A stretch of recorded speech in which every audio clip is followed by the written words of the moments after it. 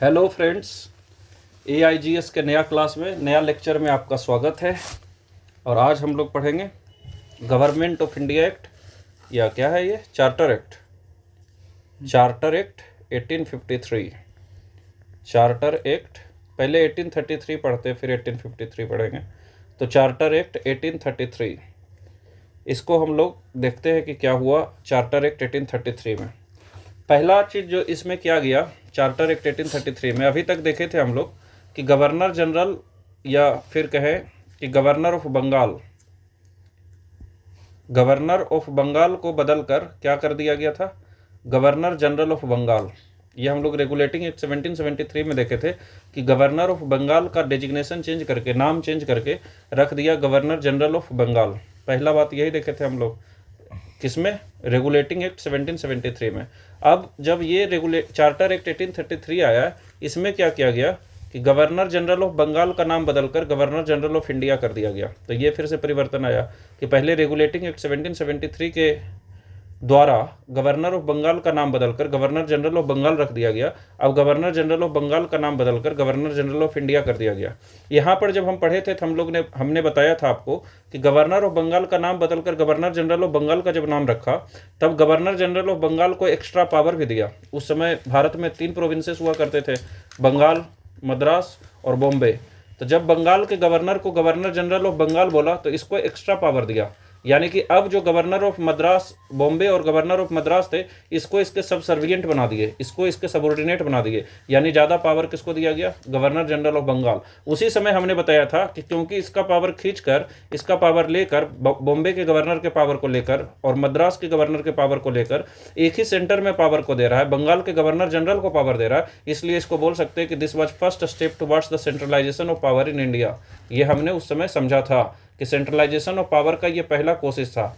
इसी का कोशिश में एक और जो प्रयास किया गया कि गवर्नर जनरल ऑफ बंगाल का नाम बदलकर गवर्नर जनरल ऑफ इंडिया रख दिया गया। ये भी क्या था, सेंट्रलाइजेशन टेंडेंसी था, यानी और सेंट्रलाइज कर दिया पावर को। यानी कि और भी पावर जो बॉम्बे और मद्रास में पावर था गवर्नर के पास, इसके पावर को लेकर कहाँ दे दिया गया, गवर्नर जनरल ऑफ बंगाल का, जिसका नाम बदलकर क्या कर दिया गया, governor general of India. So this was a step further towards centralization of power in India. ये भी पावर का केंद्रीकरण हो रहा है, पावर को खींचकर एक पॉइंट की तरफ लाया जा रहा है। इतना ही नहीं, बल्कि जो गवर्नर हैं कहाँ के, तो गवर्नर हैं बॉम्बे के और दूसरे गवर्नर हैं मद्रास के। ये दोनों गवर्नर का जो लेजिस्लेटिव पावर है, इसको भी छीन के गवर्नर जनरल ऑफ इंडिया के पास दे दिया गया। क्योंकि अब गवर्नर जनरल ऑफ बंगाल क्या कहला रहे हैं, गवर्नर जनरल ऑफ इंडिया कहला रहे हैं। तो गवर्नर ऑफ बॉम्बे और गवर्नर ऑफ मद्रास का लेजिस्लेटिव पावर, यानी लॉ बनाने का पावर, कानून बनाने के पावर को किसके पास दे दिया गया, गवर्नर जनरल ऑफ इंडिया के पावर दे दिया गया। गवर्नर जनरल ऑफ इंडिया को पावर क्या दे दिया गया कि अब ये लेजिस्लेट करेंगे पूरा इंडिया के लिए, कानून क्या करेंगे, कानून बनाएंगे पूरा इंडिया के लिए। इसका लेजिस्लेटिव पावर को बढ़ा दिया गया। पहले जो legislative power governor of Bombay और गवर्नर ऑफ मद्रास के पास हुआ करता था, वो भी पावर छीन कर किसके पास कर दिया गया, गवर्नर जनरल ऑफ इंडिया के पास दे दिया गया। और क्या किया गया इसमें, जो ब्रिटिश ईस्ट इंडिया कंपनी है, पहले ही हम लोग देखे हैं कि 1830 का जो चार्टर एक्ट था, इस 1813 का चार्टर एक्ट के through British east India company के पावर को लेकर, ब्रिटिश ईस्ट इंडिया कंपनी का पावर को या मोनोपोली को, इसका जो मोनोपोली था ट्रेड में, इसको कम करके सिर्फ 2 चीज़ में छोड़ दिया, टी में मोनोपोली और ट्रेड विथ चाइना में मोनोपोली। यानी चाइना में अब भी सिर्फ ब्रिटिश का एक ही कंपनी, ब्रिटिश इंडिया कंपनी सिर्फ ट्रेड कर सकता है चाइना के साथ। और टी में, जो भारत में टी चाय की जो व्यापार हो रहा है, उसमें इंग्लैंड की तरफ से, ब्रिटेन की तरफ से सिर्फ ब्रिटिश ईस्ट इंडिया कंपनी ही पार्टिसिपेट कर सकती है। पर अब जब 1833 आया, ये हम लोग 1813 का चार्टर एक्ट में देखे थे, पर 1830 में जो ब्रिटिश ईस्ट इंडिया कंपनी का जो कॉमर्शियल बॉडी था, इसको पूरी तरह से खत्म कर दिया गया। यानी इसका कॉमर्शियल पावर को खत्म कर दिया गया, इसका जो व्यापार करने का पावर है, इसको खत्म कर दिया गया। लेकिन ब्रिटिश ईस्ट इंडिया कंपनी क्या था कि ये बहुत सारा एरिया को भारत में जीत चुका था, इसलिए इसका कुछ एडमिनिस्ट्रेटिव पावर था, उस एडमिनिस्ट्रेटिव पावर को तो रहने दिया। यानी कि ये जो ब्रिटिश ईस्ट इंडिया कंपनी पहले आई थी एक कंपनी बनकर और भारत में बहुत सारा एरिया को जीत लिया 1813 के, और इसको मोनोपोली मिला था, monopoly in trade in the east, मतलब भारत से ट्रेड करने का और ईस्ट में जितने भी कंट्री उससे ट्रेड करने का मोनोपोली मिला था।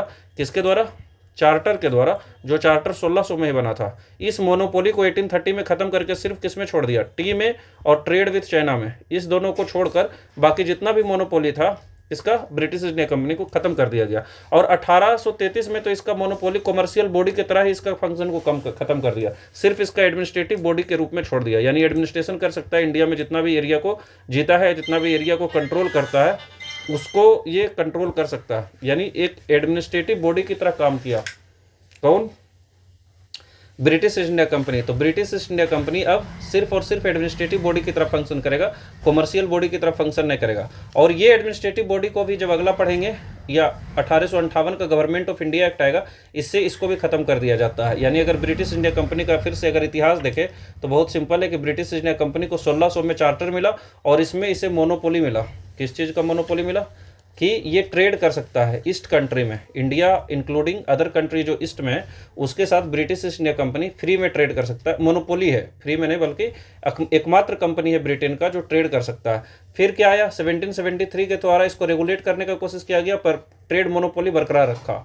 फिर जब 1813 आया, जो चार्टर एक्ट 1813 आएगा, इसमें इसका मोनोपोली को कम किया गया। सिर्फ दो में मोनोपोली छोड़ दिया गया, चाय में यानी टी में, और दूसरा चाइना के साथ जो ट्रेड है उसमें मोनोपोली को रहने दिया, बाकी मोनोपोली को खत्म कर दिया गया। और अब जब हम 1833 देख रहे हैं, चार्टर एक्ट ऑफ 1833, तो इससे क्या किया गया? इससे इसको कमर्शियल बॉडी की तरह ही खत्म कर दिया गया। यानी अब it was no more a commercial body, इसका कमर्शियल फंक्शंस को खत्म कर दिया गया। आगे जब पढ़ेंगे 1858 का गवर्नमेंट ऑफ इंडिया एक्ट, तो इसमें क्या किया गया? ये ब्रिटिश ईस्ट इंडिया कंपनी को पूरी तरह से खत्म कर दिया गया, यानी कि इसका एडमिनिस्ट्रेटिव फंक्शन को भी खत्म कर दिया गया और साथ में कमर्शियल फंक्शन तो पहले ही खत्म हो गया, यानी ब्रिटिश इंडिया कंपनी का एडमिनिस्ट्रेटिव बॉडी भी खत्म हो गया। और आगे चल के कुछ दिन में ये ब्रिटिश इंडिया कंपनी अपना जो पूरा मतलब कि कंपनी के रूप में ही एग्जिस्ट करना, शायद 1878 के आसपास ये कंपनी के रूप में ही एग्जिस्ट करना खत्म कर देता है। लेकिन फिर भी अभी ब्रिटिश इंडिया कंपनी का कोई ब्रांच टाइप का है जिसका कि मालिक एक इंडियन है। ये भी इंटरेस्टिंग बात है कि जो ब्रिटिश इंडिया कंपनी भारत में रूल्स शुरू किया ब्रिटिश का, जो ब्रिटिश इंडिया कंपनी पूरा भारत को कंट्रोल किया करता था, जो ब्रिटिश इंडिया कंपनी के अंदर अफगानिस्तान से लेकर म्यांमार और दुनिया में ना जाने कितना एरिया पर कंट्रोल करता था, कनाडा इंक्लूडिंग, ऑस्ट्रेलिया, कनाडा, बहुत सारा देश पर कंट्रोल करता था, आज उसका मालिक एक इंडियन है, पर ये कंपनी बहुत छोटा सा रूप में है। तो ये सब हम लोग पढ़े। और साथ में जो ये था यहाँ पर क्या किया गया कि एक लॉ कमीशन बनाया गया, एक लॉ कमीशन बनाया गया, इंडियन लॉ कमीशन। पहली बार एक कमीशन बनाया गया इंडिया में, जिसका नाम क्या रखा गया? Indian law commission. यानी कि इसका काम क्या रहेगा? एक कमीशन है, यानी ग्रुप ऑफ पर्सन है जिसका काम रहेगा भारत में लॉ को कोडिफाई करने का, जितना भी लॉ है। क्योंकि उस समय लॉ क्या था? हमारे देश में कोडिफाइड नहीं था, लिखा हुआ नहीं था, एक बुक में नहीं मिलता था। उसका क्या था? प्रेसिडेंस था, बहुत सारा कानून था जो कि सिर्फ चलते आ रहा था, उसको कहीं पर लिखा हुआ नहीं था। और खास करके इंग्लिश लैंग्वेज में तो नहीं लिखा रहेगा, भारत में इंग्लिश नहीं था। तो इसके लिए बनाया गया इंडियन लॉ कमीशन। और इसका काम क्या था? कि to codify existing Indian laws, जो भी भारत में लॉ था उसको कोडिफाई करना। और इसके लिए इसका जो चेयरमैन था वो लॉर्ड मोकले को बनाया गया, लॉर्ड मोकले। तो चार्टर एक्ट 1833 के तहत क्या किया गया? इंडियन लॉ कमीशन बनाया गया।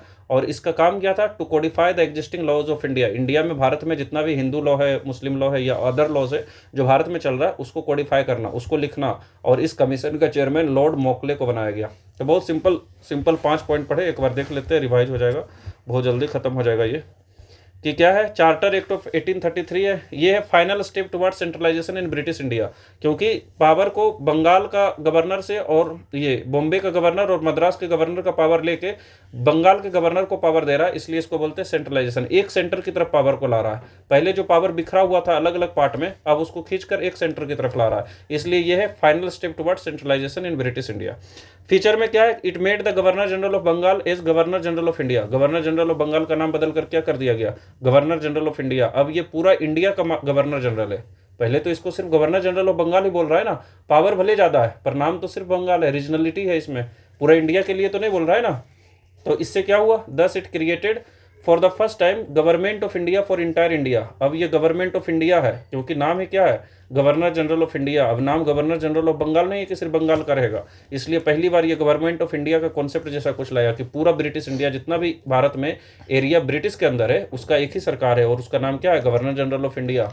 इसको पावर बढ़ाया गया। और लॉर्ड विलियम बेंटिक थे पहले गवर्नर जनरल ऑफ इंडिया। ये क्वेश्चन भी बहुत बार पूछता है, तो एक बार हम लोग देख लेते हैं। ये जो यहाँ पर पढ़े थे कि 1773 में क्या किया गया? गवर्नर ऑफ बंगाल जो थे, इसका नाम बदल कर दिया गया गवर्नर जनरल ऑफ बंगाल। और पहले गवर्नर जनरल ऑफ बंगाल कौन थे? Warren Hastings. ये पढ़े थे हम लोग। फिर देखें कि 1833 में देख रहे हैं, क्या देख रहे हैं कि ये जो गवर्नर जनरल ऑफ बंगाल है इसी का नाम बदल कर क्या कर दिया जा रहा है, गवर्नर जनरल ऑफ इंडिया। और ये पहले कौन थे, विलियम बेंटिक, विलियम बेंटिक।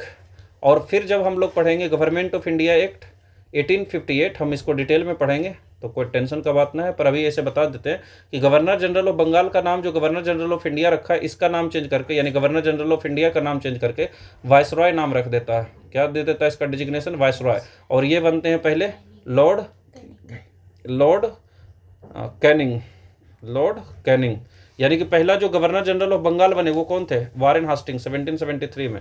1833 में जो गवर्नर जनरल ऑफ बंगाल हैं, जो गवर्नर जनरल ऑफ इंडिया बनते हैं ये कौन है, विलियम बेंटिक। और ये है गवर्नर जनरल, पहली बार वाइसराय कौन बनते हैं 1858 में, ये है लॉर्ड कैनिंग। तो इसको याद रखेंगे और ऐसे इसको डिटेल में पढ़ेंगे। तो वही यहाँ पर लिखा हुआ है क्या कि गवर्नर जनरल ऑफ बंगाल का नाम बदलकर गवर्नर जनरल ऑफ इंडिया कर देता है और पहले गवर्नर जनरल बनते हैं इंडिया के लॉर्ड विलियम बेंटिक। ठीक है। It deprived the governor of Bengal, Bombay and Madras, Bombay और मद्रास का जो गवर्नर है इनका पावर को छीनकर, इनका लेजिस्लेटिव पावर को छीनकर, सिर्फ कानून बनाने के पावर को छीनकर, बाकी पावर को नहीं छीना, सिर्फ कानून बनाने के पावर को छीनकर किसको दे दिया गया, गवर्नर जनरल ऑफ इंडिया को। तो governor general of India was given exclusive right of legislation for entire India. Exclusive means only governor general of India can make laws for entire India. पूरा भारतवर्ष में अगर कानून बनाना है तो सिर्फ कौन बनाएगा, सिर्फ गवर्नर जनरल ऑफ इंडिया बनाएगा। पहले गवर्नर ऑफ बॉम्बे भी बनाते थे, पहले गवर्नर ऑफ मद्रास भी बनाते थे, but now the legislative power, the exclusive power to legislate law in India was with governor general of India. यानी अब सिर्फ कानून बनाएंगे गवर्नर जनरल ऑफ इंडिया।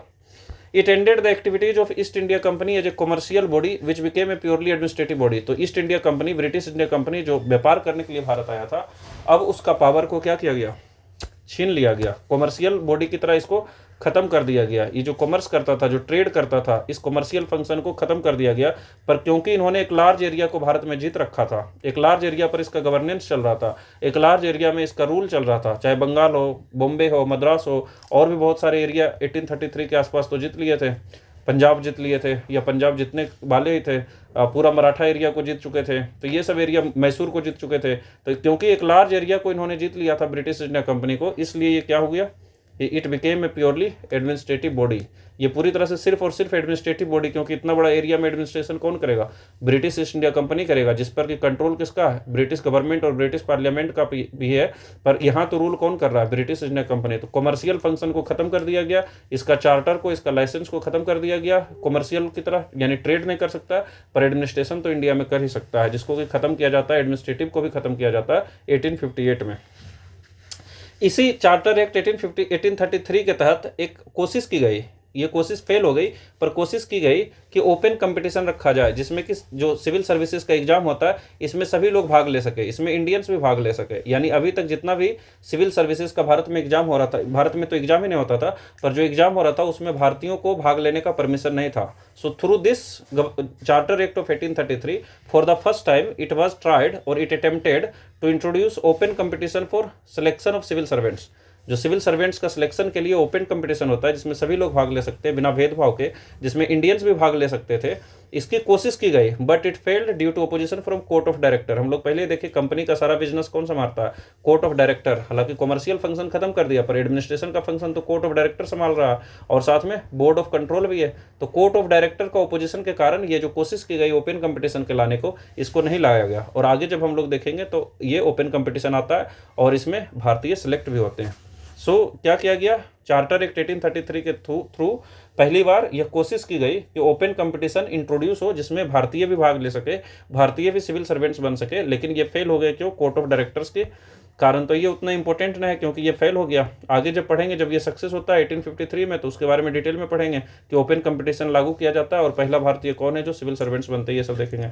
तो इसी में इंडियन लॉ कमीशन बनाया गया, इंडियन लॉ कमीशन, जिसका काम क्या था, was appointed for codification of existing law. Bharat में जितने भी लॉ हैं उसको कोडिफाई नहीं किया गया था। कोडिफाई मतलब एक बुक में लिखना, जितने भी धर्म, जितने भी कानून थे उसको किसी बुक में नहीं लिखा हुआ था। तो पहली बार ब्रिटिश कोशिश कर रहा है कि एक बुक में या फिर अलग अलग लॉ को अलग अलग किताब में लिखा जाए, यानी उसको कोडिफाई किया जाए, यानी उसको किताब में लिखा जाए, पेपर पर लिखा जाए, इसकी कोशिश की गई ब्रिटिश के द्वारा। और इसलिए ऐसा जरूरी था क्योंकि ब्रिटिश को इंडिया में रूल करना था, तो उसको इंडिया का लॉ को तो लिखना पड़ेगा जिसके अनुसार से जज फैसला सुना सके, जिससे कि उसको एडमिनिस्टर करने में आसानी हो। तो this was Indian law commission was appointed for the codification of existing law. ये जो लॉ है, जो भी उस समय लॉ था, उसको कोडिफाई करने के लिए इंडियन लॉ कमीशन बनाया गया और लॉर्ड मॉकले को चेयरमैन बनाया गया लॉ कमीशन का। इस लॉ कमीशन जो बनाया गया to codify the existing law, इसका चेयरमैन किसको बनाया गया? लॉर्ड मॉकले का। और इस तरह से देखते हैं कि 1853 का चार्टर एक्ट बहुत जल्दी खत्म हो गया। अगर फिर भी याद नहीं होता है तो इसको एक दो बार एक्स्ट्रा सुन लीजिए ताकि याद हो जाए, और इसका नोट्स बना लीजिए। अगर नोट्स नहीं बनाना है तो फिर टेलीग्राम चैनल पर, इसी नाम से टेलीग्राम चैनल पर जाके नोट्स लेकर उससे बार बार पढ़ना है। और ये सब पॉइंट्स लक्ष्मीकांत किताब से लिया गया है, तो खुद से नहीं ज़्यादा लिखें, कहीं कहीं पर इंक्लूड किया गया है खुद से भी, खास करके जहाँ पर बैकग्राउंड का ज़्यादा इंपॉर्टेंस रहता है, जिससे कि जहाँ पर अपनी हिस्ट्री को लिंक करना पड़ता है पॉलिटी से, तो जहाँ पर हिस्ट्री को लिंक करना पड़ता है पॉलिटी से वहाँ पर एक्स्ट्रा भी दिया गया है, ताकि ये हिस्ट्री का कॉन्सेप्ट याद रहने से पॉलिटी में उस समय क्या हो रहा है उसको आसानी से याद किया जा सकता है। तो अभी के लिए इतना ही, 15-16 मिनट हुआ। अलविदा, थैंक यू।